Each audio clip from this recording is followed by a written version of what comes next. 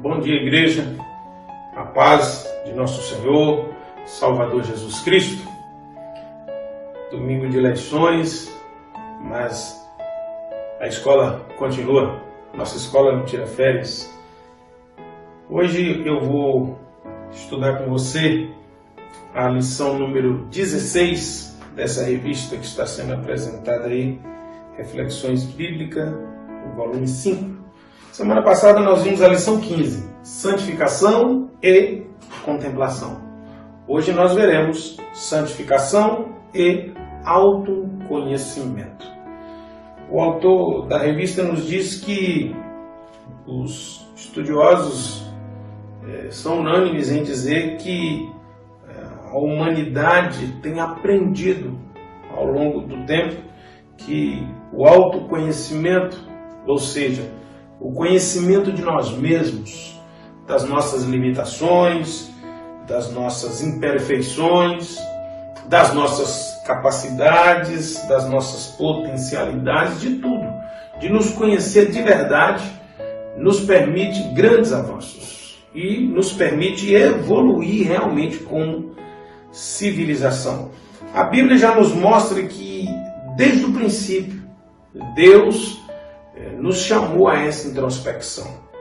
O livro do profeta Oséias nos diz no capítulo 6, no verso 3, assim: então, conheçamos e prossigamos em conhecer ao Senhor. Tão certo como nasce o sol, ele aparecerá, virá para nós como as chuvas de inverno, como as chuvas de primavera que regam a terra.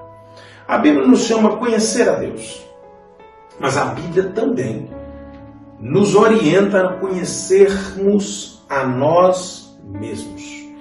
Desde o princípio, como eu disse para você, dos contatos de Deus com o homem, ele trabalhou essa questão do autoconhecimento, que é a introspecção, a reflexão interna.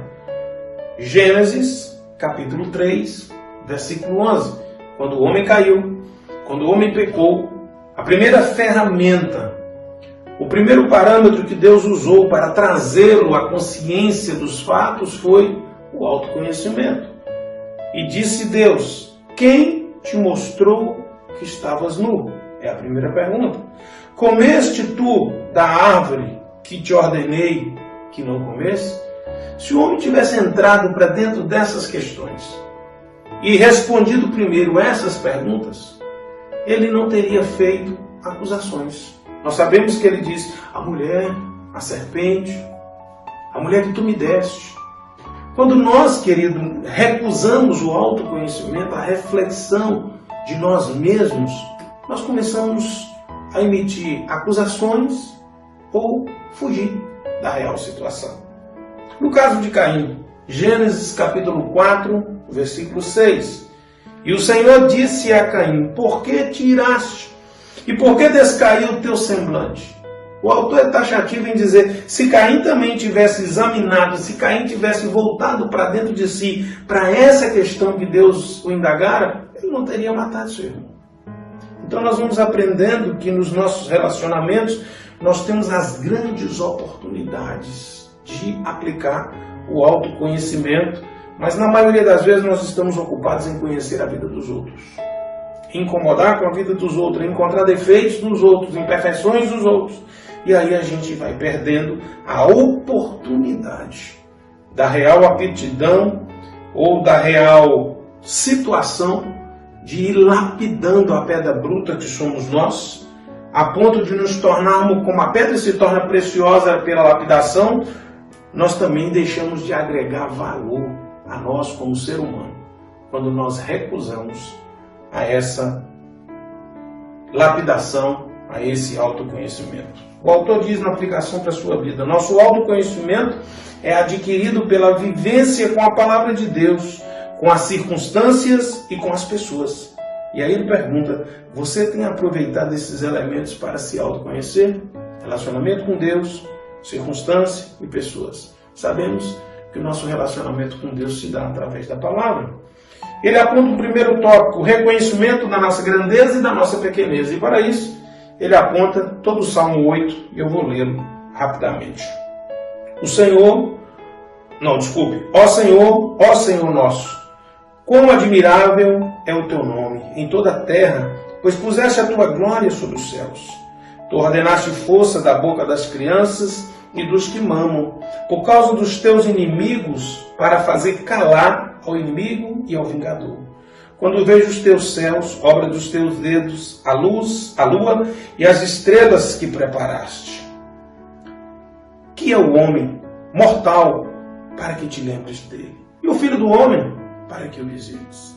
Pouco menor o fizeste do que os anjos, e de glória e de honra o coroaste. Faze com que ele tenha domínio sobre as obras das tuas mãos, tudo puseste debaixo dos seus pés. Todas as ovelhas e bois, assim como os animais do campo, as aves do céu, os peixes do mar, tudo o que passa pelas veredas dos mares. Ó Senhor, Senhor nosso, quão admirável é o teu nome sobre toda a terra. O que é que nós aprendemos? O autor aponta que, através desse salmo, nós começamos a perceber um negócio que ele começa a trabalhar aqui, que é o contraditório do ser humano. Ao mesmo tempo que nós somos grandes, Deus deu o controle de tudo, Deus deu o comando de tudo, nós somos pequenos diante da grandiosidade de Deus. Ele diz que nós somos pequenos demais diante de Deus e somos grandes demais diante da criação maravilhosa. Nós somos grandes pela graça de Deus em nos ter feito imagem e semelhança dele, mas somos pequenos demais diante de tudo que ele criou, diante de tanta majestade. Quem é o homem para que tu te lembres? E aí ele encerra esse tópico com a seguinte aplicação para a sua vida. Nossa grandeza está firmada na graça de Deus, nossa pequenez na natureza pecaminosa. Se grandes ou pequenos somos, depende de qual área estamos investindo nossos esforços. Vou repetir, hein? Preste atenção. Nossa grandeza está firmada na graça de Deus. Nós somos grandes quando nós somos alicerçados na graça. É pelo Senhor. Nossa pequenez na natureza pecaminosa. A natureza pecaminosa são os frutos da carne. Quando nós valorizamos mais o eu, a inveja, essas coisas todas, nós somos pequenos na realidade. Nós pensamos que somos grandes, mas não somos nada. Agora, quando nós nos escondemos no Senhor, quando nós refugiamos na sua graça, aí nós somos grandes. Porque grande é o Senhor e muito digno de ser louvado. Nós precisamos entender isso, querido. Esse autoconhecimento é que nos faz crescer. As pessoas acham que porque eles conquistaram alguma coisa, porque eles galgaram alguma posição, porque eles ajuntaram um pouco de recursos e de valores, eles agora são grandiosos. Eu nunca vou me esquecer de uma frase que tem no cemitério, uma cidade aqui perto. Na entrada do cemitério está escrito: aqui nós somos todos iguais. A pergunta que eu faço é: nós precisamos esperar essa hora para descobrir que não somos nada? Vai precisar? Me lembro, eu acompanhei uma família de brigas constantes por causa de herança, de fortuna, de não sei o quê. Todos se foram, quase todos. Estão mortos. E aí? De que adiantou tanta briga, tanta disputa? Então a gente precisa entender. É esse autoconhecimento, através da palavra de Deus, que é o relacionamento com Deus, pelas circunstâncias, com o meu semelhante, é que me dá uma grande oportunidade de crescer. Mas eu preciso ser sincero. Eu preciso ter a coragem de olhar para mim e parar de querer enxergar nos outros o problema. Nós vamos avançar mais um pouco e você vai entender daqui a pouco mais um pouco desse assunto. Segundo ponto, consciência das nossas limitações junto ao nosso desejo por Deus. Olha que coisa fantástica que o autor trabalha. O ser humano, por causa da queda, e por causa da ruá que Deus colocou nele, ele tem anseio, ele tem desejo de voltar para ele, porque ele sabe que é a única chance que ele tem. Agora olha o que diz aqui o salmista, no Salmo 42, nos versos 1 e 2. Assim como a corça anseia pelas correntes das águas, assim suspira a minha alma por ti, ó Deus. A minha alma tem sede de Deus, do Deus vivo. Quando entrarei e me apresentarei ante a face de Deus? Ele usa uma expressão aqui, querido, do mundo animal. Como a corça anseia pelas águas. O cervo fugindo do leão, do seu predador feroz, ele vai suando a pelagem, e aí aquele cheiro dele denuncia ele. Por mais que ele ganhe distância, por mais que ele se desvie por uma vereda, basta o predador parar um pouco o tempo e perceber, e ele vai ter a direção. Então quando o salmista diz, como a única coisa que livra a costa da morte são as águas, porque quando ela se banha nas águas, ela se refresca, aí acabou o odor.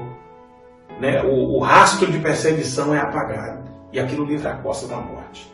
Ele diz, como as águas livram a costa da morte do seu predador, só Deus pode me livrar do meu predador, que é o pecado, que me separou de Deus. E aí ele começa a falar do contraditório. E aí o autor me pede para que nós meditemos lá no Salmo 51, na oração de Davi, nos versos 4 e 5. Contra ti somente pequei e fiz o que é mal à tua vista. E aí Davi começa a dizer o porquê disso. Eis que em iniquidade eu fui formado, e em pecado me concebeu a minha mãe. Ele diz, ainda que ele tentou, ainda que ele buscou, ele sabe que tem uma natureza má dentro dele. Herança do pecado, Adão. E a única chance, a única coisa que pode me livrar dessa limitação, segundo o autor, é a salvação em Cristo Jesus. Se o ser humano resolver viver uma vida alienada de Deus, se o ser humano viver essa concepção filosófica ridícula de que o homem basta a si mesmo e não matar a sua sede em Deus, ele será devorado pelo seu predador, seja ele qual for. O mundo, o ego, o pecado, ele vai devorá-lo. Por isso que quando Jesus disse em João capítulo 7, verso 38, quem crê em mim, como diz as Escrituras, rios de água viva correrão no seu ventre. Assim como a água livra a costa da morte, Jesus, a água viva, também nos livra da morte. Mas nos livra da morte como? Como que isso nos livra? Como foi que Jesus nos ensinou isso? Olha aqui, quem crê em mim, como diz as Escrituras. Há muita gente crendo em Jesus da maneira dele, na concepção dele, do jeito que ele acha correto. Isso não vai te livrar da morte. Isso não vai trazer refrigério. Isso não vai apagar o rastro do predador. Quem crê em mim, como diz as Escrituras. As Escrituras diz que ele é o Filho de Deus, que ele é o Senhor e Salvador da sua vida. Que você precisa se render plenamente a ele. Nas quarta-feiras estamos falando sobre Cristologia no livro de Colossenses. Eu estou chamando de Jornada por Colossenses. Jornada pela Cristologia em Colossenses. Seria bom acompanhar esses estudos. Essa contradição do ser humano, ela gera uma crise. Romanos capítulo 7, eu vou ler os versos 19 e depois o 24 e 25. Olha o que ele declara, o apóstolo. Porque não faço o bem que quero, mas o mal que eu não quero, esse é o que faço. É a contradição do ser humano. A natureza pecaminosa impelindo a fazer o que nós não queremos. E aí nós olhamos, nós enxergamos o desespero, a crise manifesta.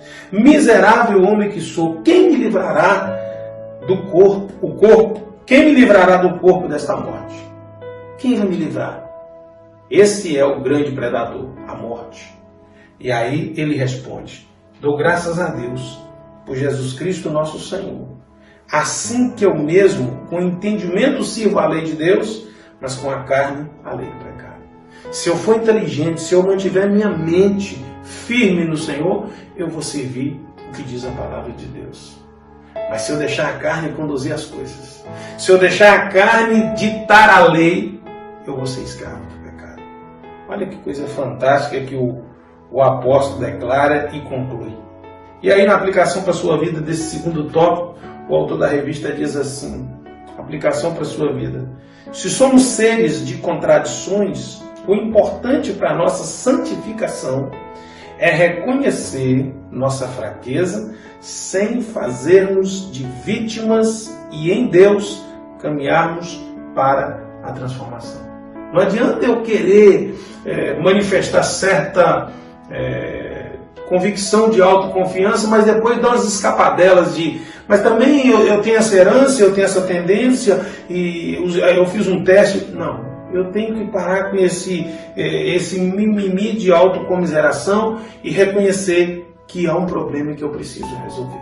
E aí nós chegamos na terceira questão ou no terceiro aspecto que o autor aponta na revista e que para mim é pontual, é o divisor de água para nós entendermos a lição de hoje. Persistência em trilhar o caminho do autoconhecimento. Tem que ter vontade. O autor diz, às vezes nós não nos conhecemos porque nós não refletimos ou recusamos a reflexão. Como assim, pregador? Nós não damos atenção às críticas que recebemos. E olha, nós precisamos entender que as críticas, nem sempre elas querem nos destruir. Pelo contrário, se nós ouvirmos boa parte das críticas, há uma grande chance de nós não sermos destruídos. Eu li um livro, por sugestão do professor, mas eu já tinha lido, quando eu fazia uma especialização na academia, e aquele autor dizia, em outras palavras, assim, você precisa dar valor nos seus adversários. E ele dizia, sem os inimigos à nossa volta, a nossa vida se torna preguiçosa e vulnerável. Aí ele diz assim, é muito melhor você conhecer um ou dois adversários declarados seus do que viver iludido e não saber quem é o seu verdadeiro inimigo. O autor dizia lá, em outras palavras também assim, os seus inimigos, eles falam as verdades que você precisa ouvir e que seus amigos muitas vezes não vão falar. O seu amigo, você vai perguntar para ele como é que você está, e ele vai dizer, você ganhou peso. Ele não vai dizer, você está gordo. O inimigo não, o inimigo vai dizer, olha o tamanho dessa barriga sua, rapaz. Olha essa cara sua, como é que está parecendo uma lua cheia. Aí você desperta e fala, opa, então eu estou realmente gordo. O seu amigo, você veste uma roupa, como é que você está? Ele fala, você está diferente. O inimigo não, o inimigo diz, você está ridículo com essa calça rasgada na perna. Olha essa barriga aberta. Ele te fala.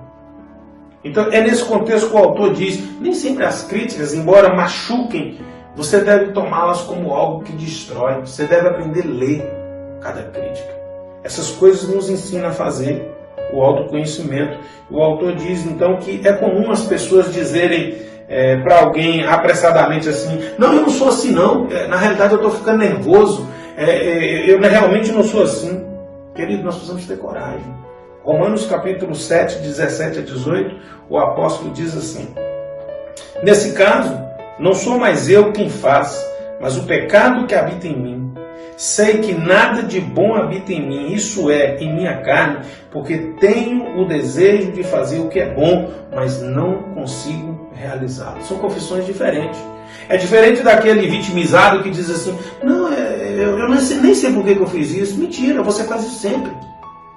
Você precisa reconhecer que há um problema e querer resolver esse problema. Tem que ter a coragem que o apóstolo teve na carta aos Romanos e dizer. Isso é importante.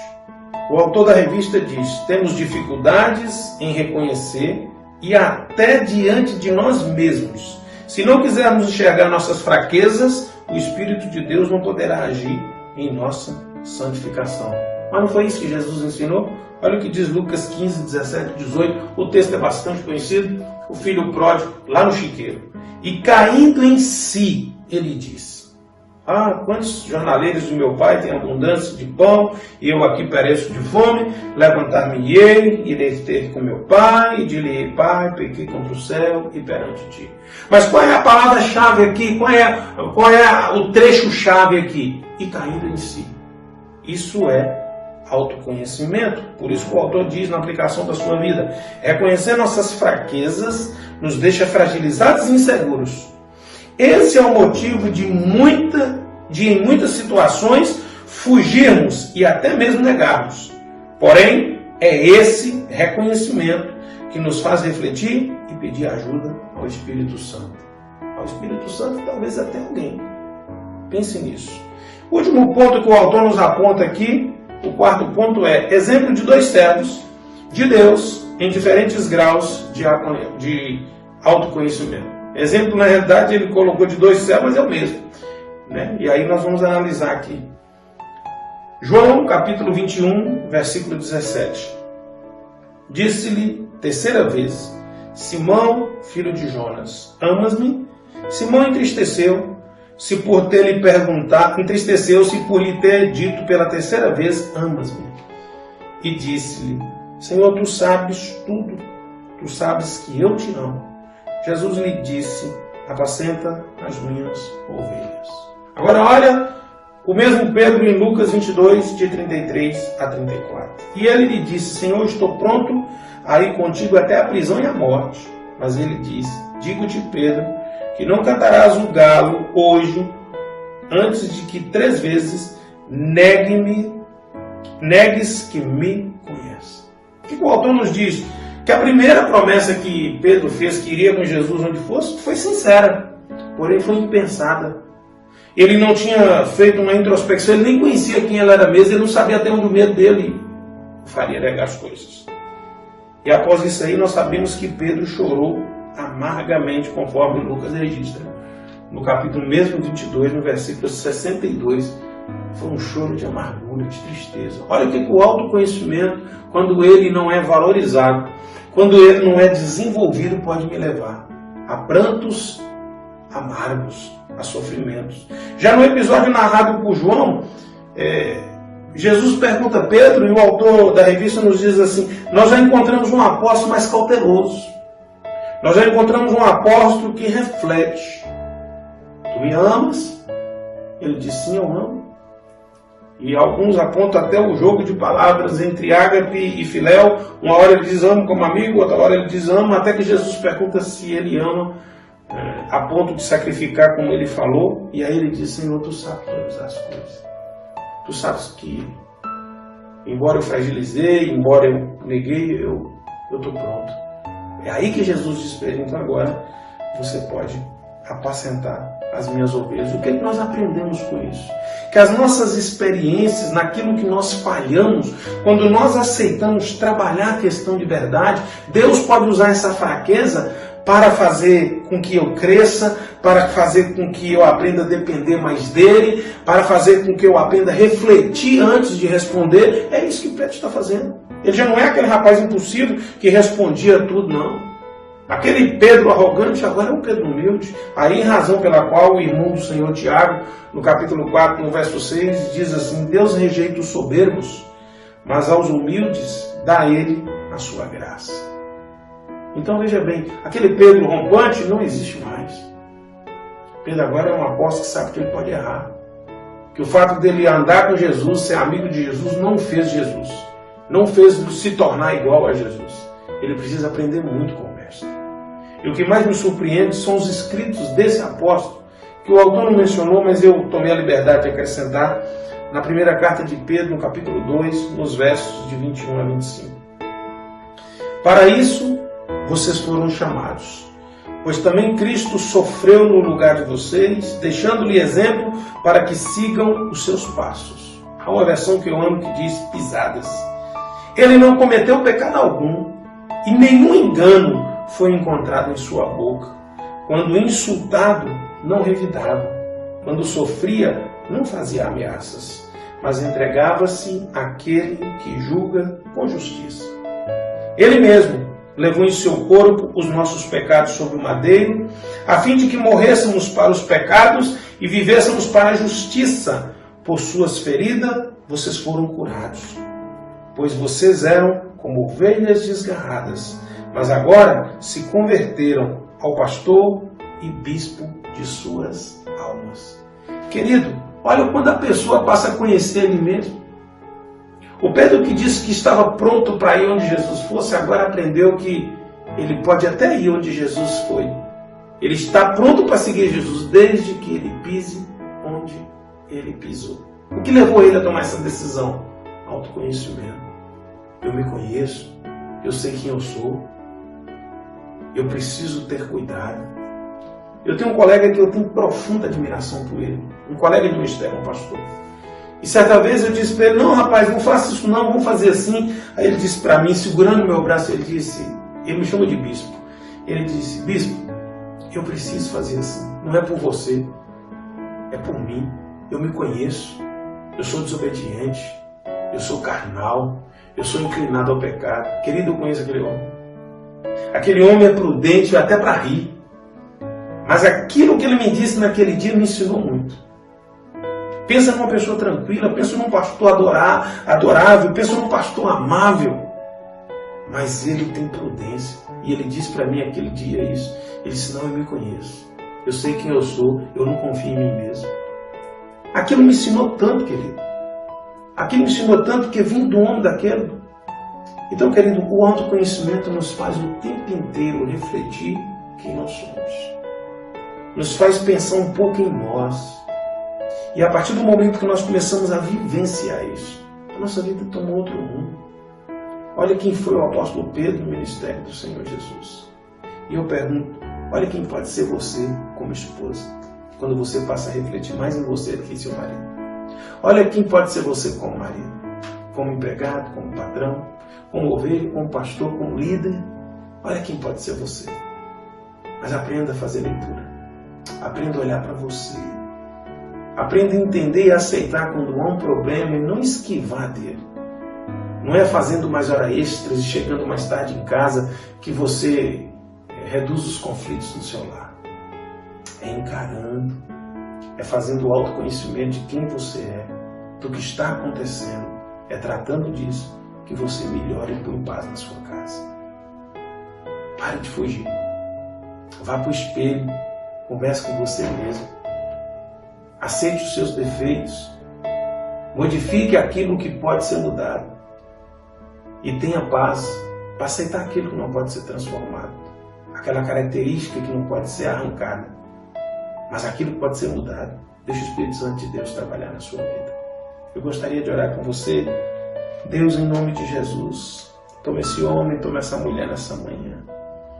Que ele possa ter coragem de olhar, de reconhecer a sua situação, de buscar a ajuda devida que ele precisa para ser melhor como pessoa, para que o autoconhecimento o leve a aproximar mais de Deus, a aprender mais com o seu semelhante e a ser muito mais servo do que ser servido.